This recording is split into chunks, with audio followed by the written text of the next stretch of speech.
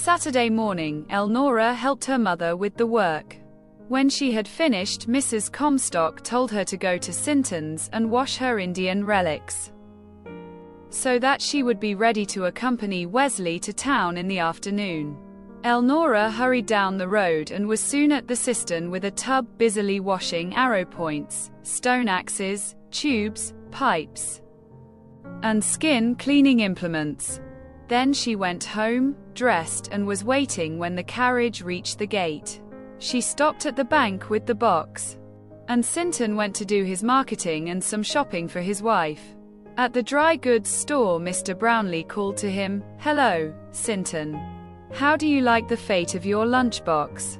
Then he began to laugh. "I always hate to see a man laughing alone," said Sinton. "It looks so selfish. Tell me the fun, and let me help you." Mr. Brownlee wiped his eyes.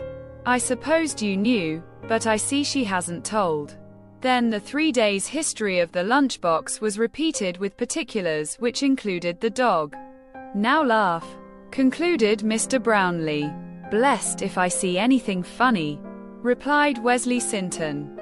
"And if you had bought that box and furnished one of those lunches yourself, you wouldn't either. I call such a work a shame. I'll have it stopped.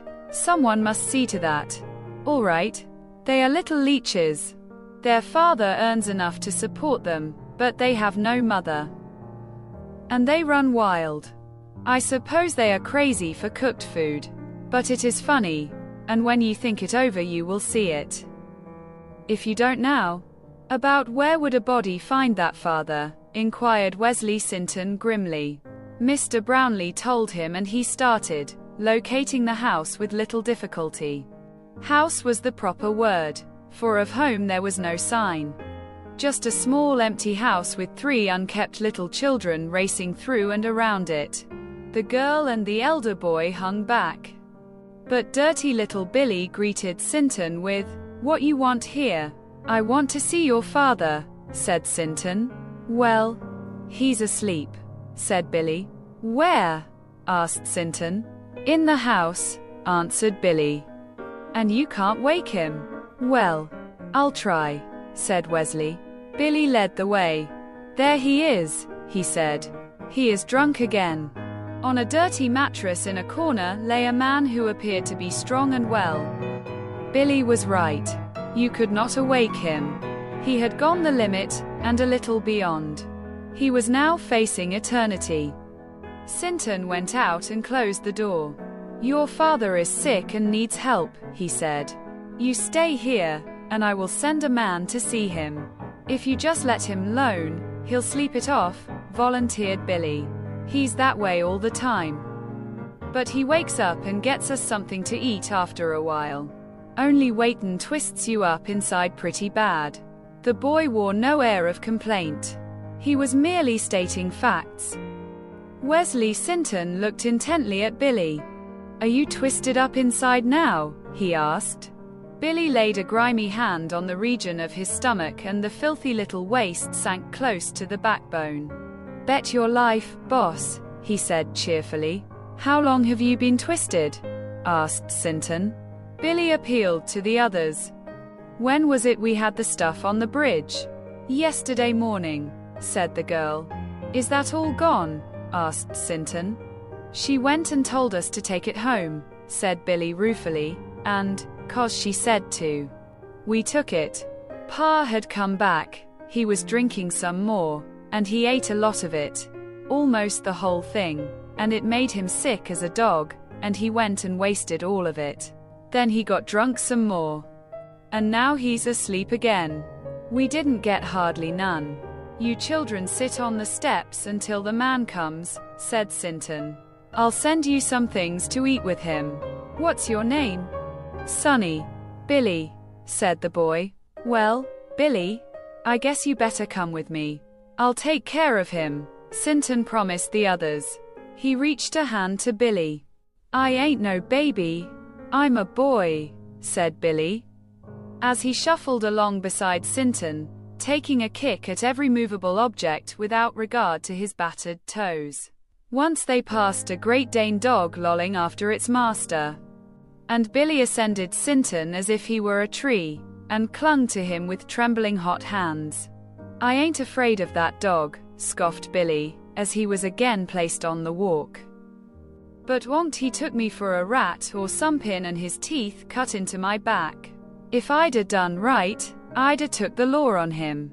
Sinton looked down into the indignant little face. The child was bright enough, he had a good head, but oh, such a body. "I bout got enough of dogs," said Billy. "I used to like 'em, but I'm getting pretty tired. You ought to seen the lickin' Jimmy and Belle and me give our dog when we caught him, for taking a little bird she gave us. We waited till he was asleep, Nen laid a board on him and all of us jumped on it to onked. You could a heard him yell a mile. Belle said meb we could squeeze the bird out of him. But squeeze nothing. He was holler as us, and that bird was lost long, for it got to his stomach. It was east a little one, anyway. Belle said it wouldn't. Made a bite apiece for 3 of us nohow. And the dog got one good swallow. We didn't get much of the meat, either. Pa took most of that. Seems like Paz and dogs gets everything." Billy laughed dolefully. Involuntarily Wesley Sinton reached his hand. They were coming into the business part of Onabasha, and the streets were crowded. Billy understood it to mean that he might lose his companion and took a grip. That little hot hand clinging tight to his, the sore feet recklessly scouring the walk. The hungry child panting for breath as he tried to keep even, the brave soul jesting in the face of hard luck, caught Sinton in a tender, empty spot. "Say, son," he said, "how would you like to be washed clean, and have all the supper your skin could hold, and sleep in a good bed?" "Or, gee," said Billy, "I ain't dead yet. Them things is in heaven. Poor folks can't have them. Pa said so." "Well, you can have them if you want to go with me and get them," promised Sinton. "Honest?" "Yes, honest." "Crossed your heart?" "Yes," said Sinton. "Kin I take some to Jimmy and Belle? If you'll come with me and be my boy, I'll see that they have plenty." "What will Pa say?" "Your pa is in that kind of sleep now where he won't wake up." "Billy," said Sinton, "I am pretty sure the law will give you to me, if you want to come." "When people don't ever wake up they're dead," announced Billy. "Is my pa dead?" "Yes. He is," answered Sinton. "And you'll take care of Jimmy and Belle, too?" "I can't adopt all 3 of you," said Sinton. "I'll take you, and see that they are well provided for. Will you come?" "Yep. I'll come," said Billy. "Let's eat, first thing we do." "All right," agreed Sinton. "Come into this restaurant." He lifted Billy to the lunch counter and ordered the clerk to give him as many glasses of milk as he wanted, and a biscuit. "I think there's going to be fried chicken when we get home, Billy," he said. "So you just take the edge off now and fill up later." While Billy lunched, Sinton called up the different departments and notified the proper authorities, ending with the Women's Relief Association. He sent a basket of food to Belle and Jimmy, bought Billy a pair of trousers and a shirt, and went to bring Elnora. "Why, Uncle Wesley," cried the girl, "where did you find Billy?" "I've adopted him for the time being, if not longer," replied Wesley Sinton. "Where did you get him?" "Well, young woman," said Wesley Sinton, "Mr. Brownlee told me the history of your lunchbox. It didn't seem so funny to me as it does to the rest of them. So I went to look up the father of Billy's family, and make him take care of them. Or allow the law to do it for him." "It will have to be the law. He's deader than anything," broke in Billy. "He can't ever take all the meat anymore." "Billy," gasped Elnora. "Never you mind," said Sinton. "A child doesn't say such things about a father who loved and raised him right. When it happens, the father alone is to blame. You won't hear Billy talk like that about me when I cross over." "You don't mean you are going to take him to keep?" "I'll soon need help," said Wesley.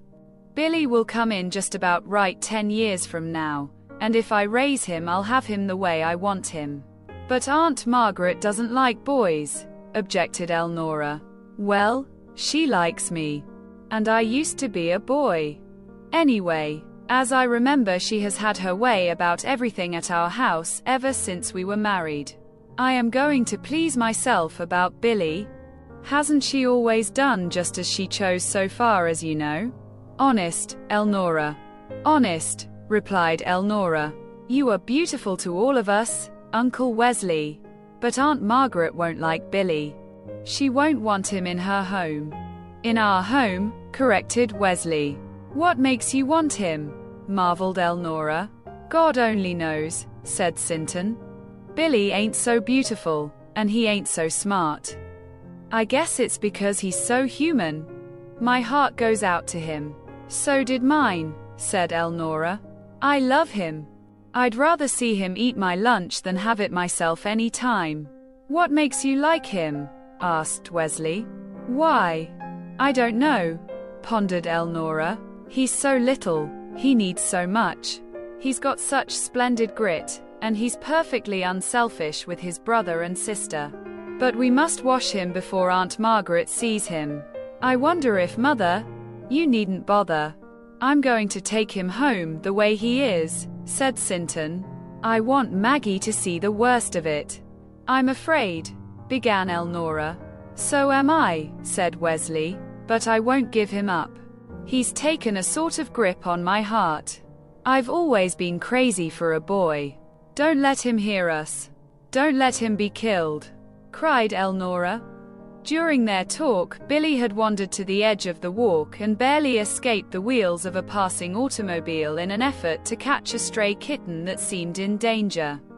Wesley drew Billy back to the walk and held his hand closely. Are you ready, Elnora? Yes, you were gone a long time, she said. Wesley glanced at a package she carried. Have to have another book? He asked. No, I bought this for Mother. I've had such splendid luck selling my specimens. I didn't feel right about keeping all the money for myself. So I saved enough from the Indian relics to get a few things I wanted. I would have liked to have gotten her a dress, but I didn't dare, so I compromised on a book. What did you select? Elnora asked Wesley wonderingly. Well, said she, I have noticed Mother always seemed interested in anything Mark Twain wrote in the newspapers, and I thought it would cheer her up a little. So I just got his Innocents Abroad. I haven't read it myself, but I've seen mention made of it all my life, and the critics say it's genuine fun. Good, cried Sinton. Good. You've made a splendid choice. It will take her mind off herself a lot. But she will scold you. Of course, assented Elnora. But, possibly she will read it, and feel better. I'm going to serve her a trick. I am going to hide it until Monday, and set it on her little shelf of books the last thing before I go away. She must have all of them by heart. When she sees a new one she can't help being glad, for she loves to read, and if she has all day to become interested, maybe she'll like it so she won't scold so much. We are both in for it. But I guess we are prepared. I don't know what Margaret will say, but I'm going to take Billy home and see. Maybe he can win with her, as he did with us. Elnora had doubts, but she did not say anything more. When they started home, Billy sat on the front seat. He drove with the hitching strap tied to the railing of the dashboard, flourished the whip, and yelled with delight. At first Sinton laughed with him, but by the time he left Elnora with several packages at her gate, he was looking serious enough. Margaret was at the door as they drove up the lane. Wesley left Billy in the carriage, hitched the horses and went to explain to her. He had not reached her before she cried, "Look, Wesley. That child. You'll have a runaway." Wesley looked and ran. Billy was standing in the carriage slashing the mettlesome horses with the whip. "See me make em go," he shouted as the whip fell a second time. He did make them go. They took the hitching post and a few fence palings, which scraped the paint from a wheel. Sinton missed the lines at the first effort, but the dragging post impeded the horses, and he soon caught them. He led them to the barn, and ordered Billy to remain in the carriage while he unhitched. Then, leading Billy and carrying his packages, he entered the yard. "You run play a few minutes, Billy," he said. "I want to talk to the nice lady." The nice lady was looking rather stupefied as Wesley approached her. "Where in the name of sense did you get that awful child?" she demanded. "He is a young gentleman who has been stopping Elnora and eating her lunch every day, part of the time with the assistance of his brother and sister, while our girl went hungry. Brownlee told me about it at the store. It's happened 3 days running. The first time she went without anything, the second time Brownlee's girl took her to lunch, and the third a crowd of high school girls bought a lot of stuff and met them at the bridge. The youngsters seemed to think they could rob her every day. So I went to see their father about having it stopped." "Well, I should think so," cried Margaret. "There were 3 of them, Margaret," said Wesley. "That little fellow, Hyena." "You mean," interpolated Margaret. "Hyena," corrected Wesley gravely, "and another boy and a girl, all equally dirty and hungry. The man was dead. They thought he was in a drunken sleep, but he was stone dead. I brought the little boy with me, and sent the officers and other help to the house. He's half starved. I want to wash him, and put clean clothes on him, and give him some supper. Have you got anything to put on him?" "Yes." "Where did you get it?" "Bought it. It ain't much. All I got didn't cost $1. $1 is a good deal when you work and save for it the way we do." "Well, I don't know a better place to put it. Have you got any hot water?" "I'll use this tub at the cistern. Please give me some soap and towels." Instead, Margaret pushed by him with a shriek. Billy had played by producing a cord from his pocket, and having tied the tails of Margaret's white kittens together, he had climbed on a box and hung them across the clothes line. Wild with fright, the kittens were clawing each other to death, and the air was white with fur. The string had twisted and the frightened creatures could not recognize friends. Margaret stepped back with bleeding hands. Sinton cut the cord with his knife and the poor little cats raced under the house bleeding and disfigured. Margaret, white with wrath, faced Wesley. "If you don't hitch up and take that animal back to town," she said, "I will." Billy threw himself on the grass and began to scream. "You said I could have fried chicken for supper," he wailed. "You said she was a nice lady." Wesley lifted him, and something in his manner of handling the child infuriated Margaret. His touch was so gentle. She reached for Billy and gripped his shirt collar in the back. Wesley's hand closed over hers. "Gently, girl," he said. "This little body is covered with sores." "Sores?" she ejaculated. "Sores? What kind of sores?" "Oh, they might be from bruises made by fists or boot toes, or they might be bad blood, from wrong eating, or they might be pure filth. Will you hand me some towels?" "No, I won't," said Margaret. "Well, give me some rags, then." Margaret compromised on pieces of old tablecloth. Wesley led Billy to the cistern, pumped cold water into the tub, poured in a kettle of hot, and beginning at the head scoured him. The boy shut his little teeth, and said never a word, though he twisted occasionally when the soap struck a raw spot. Margaret watched the process from the window in amazed and ever-increasing anger. Where did Wesley learn it? How could his big hands be so gentle? He came to the door. "Have you got any peroxide?" he asked. "A little," she answered stiffly. "Well, I need about a pint, but I'll begin on what you have." Margaret handed him the bottle. Wesley took a cup, weakened the drug and said to Billy, "Man, these sores on you must be healed. Then you must eat the kind of food that's fit for little men. I am going to put some medicine on you, and it is going to sting like fire. If it just runs off, I won't use any more. If it boils, there is poison in these places, and they must be tied up, dosed every day, and you must be washed and kept mighty clean. Now, hold still, because I am going to put it on. I think the one on my leg is the worst, said the undaunted Billy, holding out a raw place. Sinton poured on the drug. Billy's body twisted and writhed, but he did not run. Gee, look at it boil, he cried. I guess they's poison. You'll have to do it to all of them. Wesley's teeth were set as he watched the boy's face. He poured the drug, strong enough to do effective work, on a dozen places over that little body and bandaged all he could. Billy's lips quivered at times, and his chin jumped, but he did not shed a tear or utter a sound other than to take a deep interest in the boiling. As Wesley put the small shirt on the boy, and fastened the trousers, he was ready to reset the hitching post and mend the fence without a word. Now am I clean? Asked Billy. Yes, you are clean outside, said Wesley.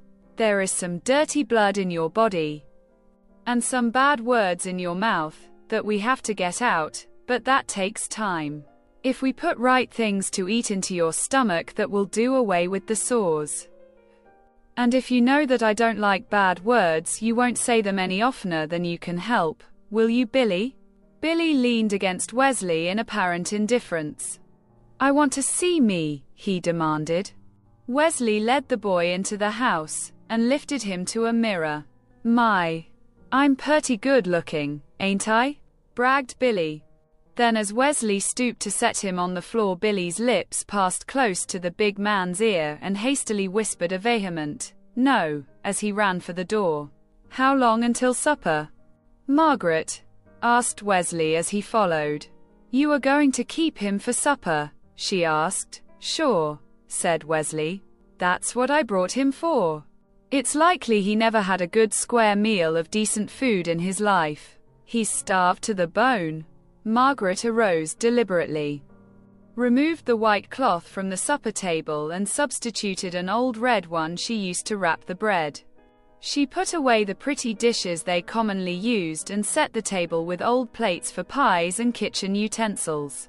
But she fried the chicken, and was generous with milk and honey, snowy bread, gravy, potatoes, and fruit. Wesley repainted the scratched wheel. He mended the fence, with Billy holding the nails and handing the pickets. Then he filled the old hole, digged a new one and set the hitching post. Billy hopped on one foot at his task of holding the post steady as the earth was packed around it. There was not the shadow of a trouble on his little freckled face. Sinton threw in stones and pounded the earth solid around the post. The sound of a gulping sob attracted him to Billy. The tears were rolling down his cheeks. If I'd a knowed you'd have to get down in a hole, and work so hard I wouldn't, hit the horses, he said. Never you mind, Billy, said Wesley. You will know next time, so you can think over it, and make up your mind whether you really want to before you strike. Wesley went to the barn to put away the tools. He thought Billy was at his heels, but the boy lagged on the way. A big snowy turkey gobbler resented the small intruder in his especial preserves, and with spread tail and dragging wings came toward him threateningly. If that turkey gobbler had known the sort of things with which Billy was accustomed to holding his own, he never would have issued the challenge. Billy accepted instantly. He danced around with stiff arms at his sides and imitated the gobbler. Then came his opportunity, and he jumped on the big turkey's back. Wesley heard Margaret scream in time to see the flying leap and admire its dexterity. The turkey tucked its tail and scampered. Billy slid from its back, and as he fell he clutched wildly, caught the folded tail, and instinctively clung to it. The turkey gave one scream and relaxed its muscles. Then it fled in disfigured defeat to the haystack. Billy scrambled to his feet holding the tail, while his eyes were bulging.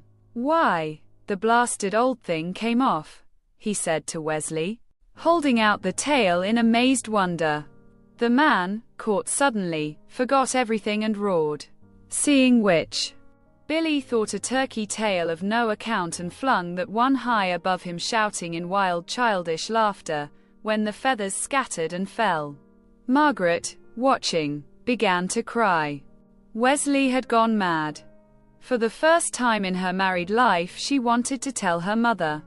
When Wesley had waited until he was so hungry he could wait no longer, he invaded the kitchen to find a cooked supper baking on the back of the stove. While Margaret with red eyes nursed a pair of demoralized white kittens. "Is supper ready?" he asked. "It has been for an hour," answered Margaret. "Why didn't you call us?" That "us" had too much comradeship in it. It irritated Margaret. "I supposed it would take you even longer than this to fix things decent again. As for my turkey and my poor little kittens, they don't matter. I am mighty sorry about them. Margaret, you know that. Billy is very bright, and he will soon learn." "Soon learn," cried Margaret. "Wesley Sinton, you don't mean to say that you think of keeping that creature here for some time?" "No. I think of keeping a well-behaved little boy." Margaret set the supper on the table. Seeing the old red cloth, Wesley stared in amazement. Then he understood. Billy capered around in delight. "Ain't that pretty?" he exulted. "I wish Jimmy and Belle could see. Why we eat out of our hands or off our old dry goods box, and when we fix up a lot, we have newspaper.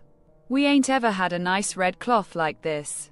Wesley looked straight at Margaret, so intently that she turned away, her face flushing. He stacked the dictionary and the geography of the world on a chair, and lifted Billy beside him. He heaped a plate generously, cut the food, put a fork into Billy's little fist, and made him eat slowly and properly. Billy did his best. Occasionally greed overcame him, and he used his left hand to pop a bite into his mouth with his fingers. These lapses Wesley patiently overlooked, and went on with his general instructions. Luckily, Billy did not spill anything on his clothing or the cloth. After supper, Wesley took him to the barn while he finished the night work. Then he went and sat beside Margaret on the front porch. Billy appropriated the hammock and swung by pulling a rope tied around a tree. The very energy with which he went at the work of swinging himself appealed to Wesley. "Mercy, but he's an active little body," he said. "There isn't a lazy bone in him. See how he works to pay for his fun. There goes his foot through it," cried Margaret. "Wesley, he shall not ruin my hammock." "Of course he shan't," said Wesley. "Wait, Billy. Let me show you." Thereupon he explained to Billy that ladies wearing beautiful white dresses sat in hammocks, so little boys must not put their dusty feet in them. Billy immediately sat, and allowed his feet to swing. "Margaret," said Wesley after a long silence on the porch, "isn't it true that if Billy had been a half-starved, sore cat, dog, or animal of any sort, that you would have pitied, and helped care for it, and been glad to see me get any pleasure out of it I could?" "Yes," said Margaret coldly. "But because I brought a child with an immortal soul, there is no welcome." "That isn't a child. It's an animal. You just said you would have welcomed an animal. Not a wild one." "I meant a tame beast." "Billy is not a beast," said Wesley hotly. "He is a very dear little boy. Margaret, you've always done the church-going and Bible reading for this family. How do you reconcile that? Suffer little children to come unto me, with the way you are treating Billy." Margaret arose. "I haven't treated that child. I have only let him alone. I can barely hold myself. He needs the hide tanned about off him. If you'd cared to look at his body, you'd know that you couldn't find a place to strike without cutting into a raw spot," said Wesley. "Besides, Billy has not done a thing for which a child should be punished. He is only full of life, no training, and with a boy's love of mischief. He did abuse your kittens, But an hour before I saw him risk his life to save one from being run over. He minds what you tell him, and doesn't do anything he is told not to. He thinks of his brother and sister right away when anything pleases him. He took that stinging medicine with the grit of a bulldog. He is just a bully little chap, and I love him. Oh, good heavens! Cried Margaret, going into the house as she spoke. Sinton sat still. At last Billy, tired of the swing, came to him and leaned his slight body against the big knee. Am I going to sleep here? He asked. Sure you are, said Sinton. Billy swung his feet as he laid across Wesley's knee. Come on, said Wesley. I must clean you up for bed. You have to be just awful clean here, announced Billy. I like to be clean. You feel so good. After the hurt is over. Sinton registered that remark, and worked with a special tenderness as he redressed the ailing places and washed the dust from Billy's feet and hands. Where can he sleep? He asked Margaret. I'm sure I don't know, she answered. Oh, I can sleep east any place, said Billy. On the floor or anywhere. Home. I sleep on Pa's coat on a store box. And Jimmy and Belle, they sleep on the store box too. I sleep between them, so's I don't roll off and crack my head. Ain't you got a store box and or old coat? Wesley arose and opened a folding lounge. Then he brought an armload of clean horse blankets from a closet. These don't look like the nice white bed a little boy should have, Billy, he said, but we'll make them do. This will beat a store box all hollow. Billy took a long leap for the lounge. When he found it bounced, he proceeded to bounce, until he was tired. By that time the blankets had to be refolded. Wesley had Billy take one end and help, while both of them seemed to enjoy the job. Then Billy lay down and curled up in his clothes like a small dog. But sleep would not come. Finally he sat up. He stared around restlessly. Then he arose, went to Wesley, and leaned against his knee. He picked up the boy and folded his arms around him. Billy sighed in rapturous content. That bed feels so lost-like, he said. Jimmy always jabbed me on one side, and Belle on the other, and so I knew I was there. Do you know where they are? They are with kind people who gave them a fine supper, a clean bed, and will always take good care of them. I wished I was. Billy hesitated and looked earnestly at Wesley. I wish they was here. You are about all I can manage, Billy, said Wesley. Billy sat up. Can't she manage anything? He asked, waving toward Margaret. Indeed. Yes, said Wesley. She has managed me for 20 years. My. But she made you nice, said Billy. I just love you. I wish she'd take Jimmy and Belle and make them nice as you. She isn't strong enough to do that, Billy. They will grow into a good boy and girl where they are. Billy slid from Wesley's arms and walked toward Margaret until he reached the middle of the room. Then he stopped, and at last sat on the floor. Finally he lay down and closed his eyes. This feels more like my bed. If only Jimmy and Belle was here to crowd up a little, so it wasn't so alone-like. Won't I do, Billy? Asked Wesley in a husky voice.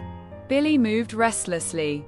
Seems like toward night as if a body got kind-o' lonesome for a woman person, like her. Billy indicated Margaret and then closed his eyes so tight his small face wrinkled. Soon he was up again. Wished I had Snap, he said. Oh, I just wished I had Snap. I thought you laid a board on Snap and jumped on it, said Wesley. We did, cried Billy. Oh, you ought to heard him squeal. Billy laughed loudly, then his face clouded. But I want Snap to lay beside me so bad now, that if he was here I'd give him a piece of my chicken, for I ate any. Do you like dogs? Yes, I do, said Wesley. Billy was up instantly. Would you like Snap? I am sure I would, said Wesley. Would she? Billy indicated Margaret. And then he answered his own question. But of course, she wouldn't. 'Cause she likes cats, and dogs chases cats. Oh, dear. I thought for a minute maybe Snap could come here. Billy lay down and closed his eyes resolutely. Suddenly they flew open. Does it hurt to be dead? He demanded. Nothing hurts you after you are dead, Billy, said Wesley. Yes. But I mean, does it hurt getting to be dead? Sometimes it does. It did not hurt your father, Billy. It came softly while he was asleep. It east came softly. Yes. I kinda wished he wasn't dead, said Billy.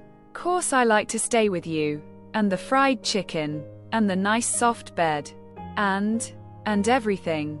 And I like to be clean, but he took us to the show, and he got us gum, and he never hurt us when he wasn't drunk. Billy drew a deep breath, and tightly closed his eyes. But very soon they opened. Then he sat up. He looked at Wesley pitifully, and then he glanced at Margaret. You don't like boys, do you? He questioned. I like good boys, said Margaret. Billy was at her knee instantly. Well, say, I'm a good boy, he announced joyously. I do not think boys who hurt helpless kittens and pull out turkeys' tails are good boys. Yes. But I didn't hurt the kittens, explained Billy. They got mad, bout east a little fun and scratched each other. I didn't suppose they'd act like that. And I didn't pull the turkey's tail. I just held on to the first thing I grabbed, and the turkey pulled. Honest, it was the turkey pulled. He turned to Wesley. You tell her? Didn't the turkey pull? I didn't know its tail was loose. Did I? I don't think you did, Billy, said Wesley. Billy stared into Margaret's cold face. Sometimes at night, Belle sits on the floor, and I lay my head in her lap. I could pull up a chair and lay my head in your lap. Like this, I mean. Billy pulled up a chair, climbed on it and laid his head on Margaret's lap. Then he shut his eyes again. Margaret could have looked little more repulsed if he had been a snake. Billy was soon up. My, but your lap is hard, he said, and you are a good deal fatter. In Belle, too. He slid from the chair and came back to the middle of the room.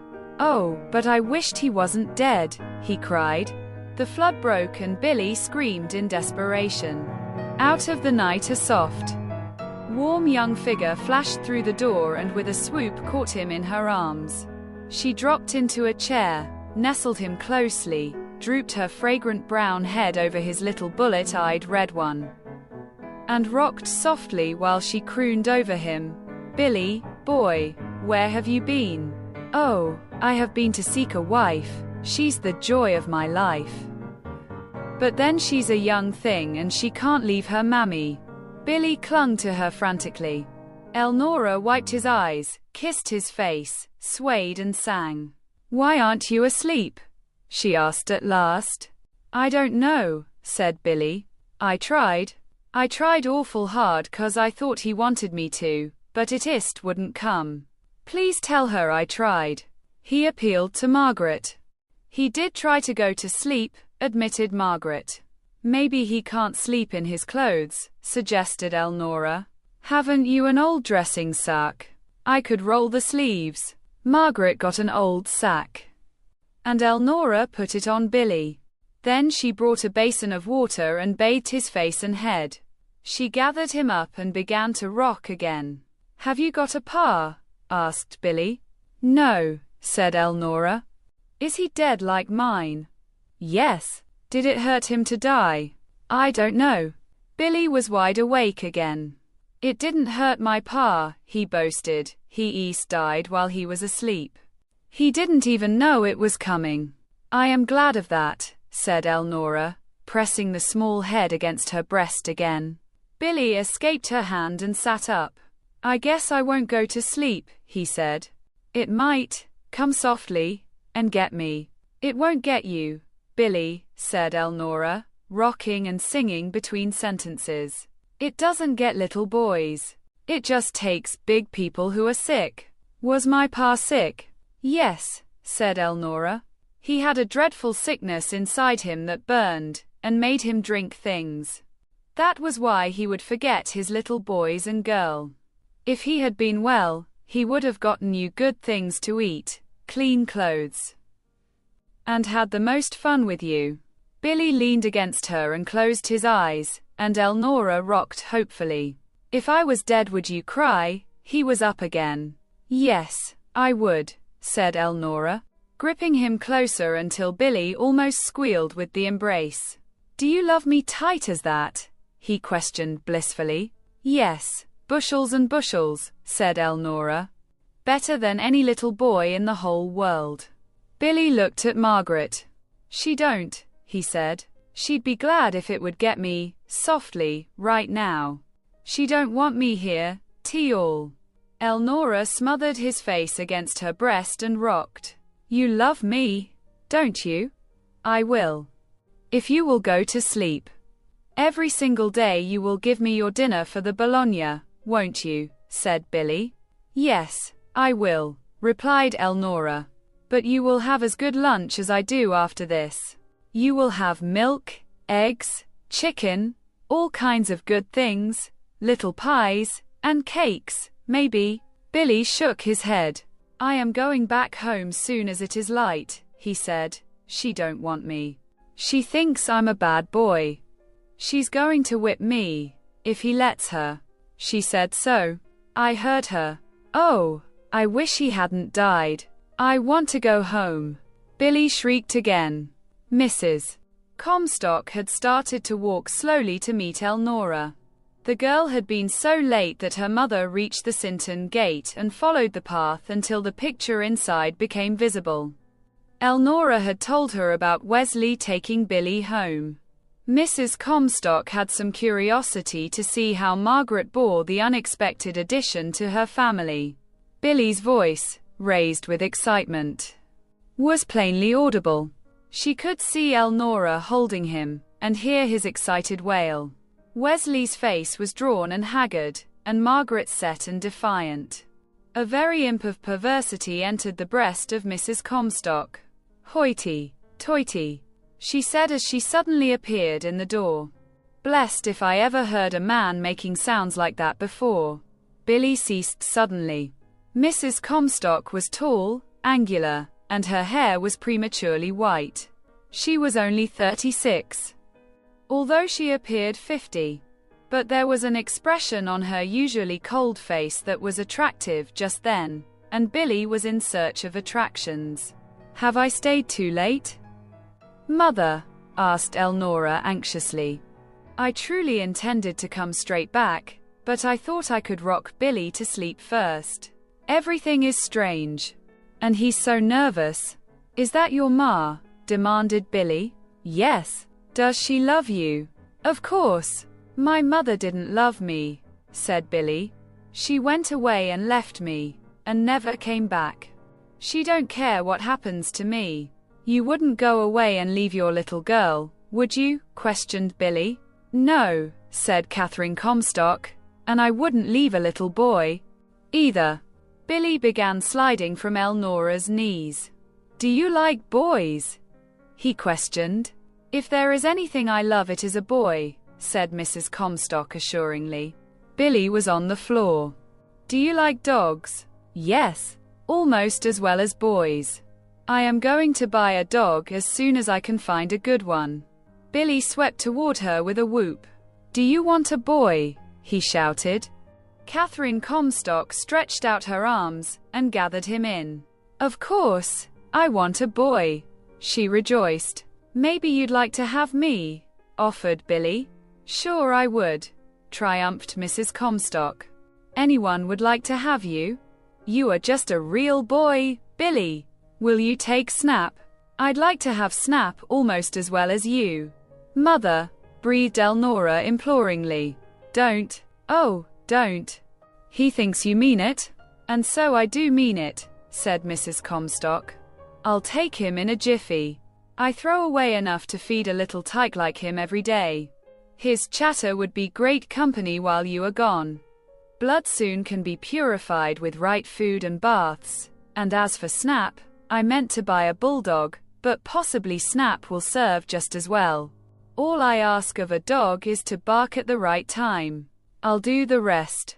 Would you like to come and be my boy, Billy? Billy leaned against Mrs. Comstock, reached his arms around her neck and gripped her with all his puny might. You can whip me all you want to, he said. I won't make a sound. Mrs. Comstock held him closely and her hard face was softening. Of that there could be no doubt. Now, why would anyone whip a nice little boy like you? She asked wonderingly. Billy from his refuge waved toward Margaret. She was going to whip me, 'cause her cats fought, when I tied their tails together and hung them over the line to dry. How did I know her old cats would fight? Mrs. Comstock began to laugh suddenly, and try as she would she could not stop so soon as she desired. Billy studied her. Have you got turkeys? He demanded. Yes, flocks of them, said Mrs. Comstock, vainly struggling to suppress her mirth and settle her face in its accustomed lines. Are their tails fast? Demanded Billy. Why, I think so, marveled Mrs. Comstock. Hers ain't, said Billy with the wave toward Margaret that was becoming familiar. Her turkey pulled, and its tail comed right off. She's going to whip me if he lets her. I didn't know the turkey would pull. I didn't know its tail would come off. I won't ever touch one again, will I? Of course, you won't, said Mrs. Comstock. And what's more, I don't care if you do. I'd rather have a fine little man like you than all the turkeys in the country. Let them lose their old tails if they want to, and let the cats fight. Cats and turkeys don't compare with boys, who are going to be fine big men some of these days. Then Billy and Mrs. Comstock hugged each other rapturously, while their audience stared in silent amazement. You like boys? Exulted Billy, and his head dropped against Mrs. Comstock in unspeakable content. Yes. And if I don't have to carry you the whole way home, we must start right now, said Mrs. Comstock. You are going to be asleep before you know it. Billy opened his eyes and braced himself. I can walk, he said proudly. All right, we must start. Come, Elnora. Good night, folks. Mrs. Comstock set Billy on the floor, and arose gripping his hand. You take the other side, Elnora. And we will help him as much as we can, she said. Elnora stared piteously at Margaret, then at Wesley, and arose in white-faced bewilderment. Billy, are you going to leave without even saying goodbye to me? Asked Wesley, with a gulp. Billy held tight to Mrs. Comstock and Elnora. Goodbye, he said casually. I'll come and see you sometime. Wesley Sinton gave a smothered sob, and strode from the room. Mrs. Comstock started toward the door, dragging at Billy while Elnora pulled back, but Mrs. Sinton was before them, her eyes flashing. Kate Comstock, you think you are mighty smart, don't you? She cried. I ain't in the lunatic asylum, where you belong, anyway, said Mrs. Comstock. I am smart enough to tell a dandy boy when I see him, and I'm good and glad to get him. I'll love to have him. Well, you won't have him, exclaimed Margaret Sinton. That boy is Wesley's. He found him, and brought him here. You can't come in and take him like that. Let go of him. Not much. I won't, cried Mrs. Comstock. Leave the poor sick little soul here for you to beat.